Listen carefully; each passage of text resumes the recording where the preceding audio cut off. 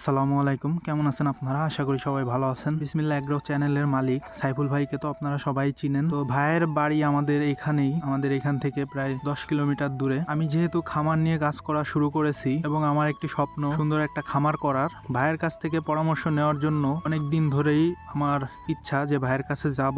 পরিকল্পনাও করেছিলাম যে ভাইয়ের কাছে যাব কিছুদিনের মধ্যে। এর ভিতর গত কিছুদিন আগে আমি জানতে পেরেছি যে ভাই অসুস্থ।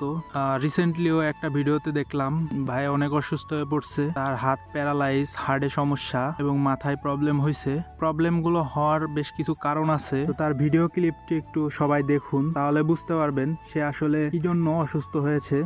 আমি সমস্ত ফাইল আজকে আপনাদেরকে দেখাবো। আমি আসলে কথা বলতে পারতেছি না, আমার শরীর কাঁপতেছে, আমি অসুস্থ, তারপরেও বলতে হচ্ছে। আমি কেমনে আপনাদেরকে বোঝাবো, কেমনে বললে বুঝবেন?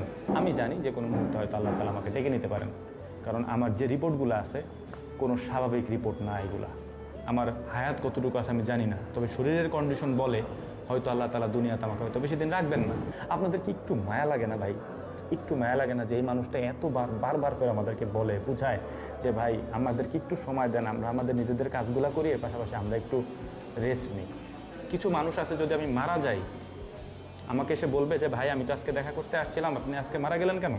আমি যেহেতু ভাইয়ের কাছে যেতে চেয়েছিলাম, ভাইয়ের অসুস্থতার কারণে আমি চিন্তা করেছি আমি আর যাব না যতদিন না ভাই সুস্থ হয়। তো আপনারা সবাই সাইফুল ভাইয়ের জন্য দোয়া করবেন যেন আল্লাহ তাআলা তাকে খুব শীঘ্রই সুস্থতা দান করেন। তো আমিও যেন খুব তাড়াতাড়ি ভাইয়ের সাথে দেখা করতে পারি, কেননা আমি যেহেতু খাবার নিয়ে কাজ শুরু করেছি, তার থেকে আমারও অনেক আইডিয়া নেওয়ার দরকার আছে। সর্বশেষ সবাই ভাইয়ের জন্য দোয়া করবেন। তো আজকের ভিডিও এখানেই শেষ করছি, দেখা হবে অন্য কোনো ভিডিওতে। সে পর্যন্ত সবাই ভালো থাকবেন, সুস্থ থাকবেন। আল্লাহ হাফেজ, আসসালামু আলাইকুম। তো আজকে একটু বাইরে গিয়েছিলাম, রাত হয়ে গেছে, এই জন্য রাতের আধারে চাঁদটা খুব সুন্দর লাগতেছে, এই জন্য ভিডিওটা এখান থেকেই নিলাম। কলায়ের ভুঁয়ের পাশেই খুব ভালো লাগতেছে রাতের চাঁদ, মাশাআল্লাহ, আলহামদুলিল্লাহ। সবাইকে ধন্যবাদ।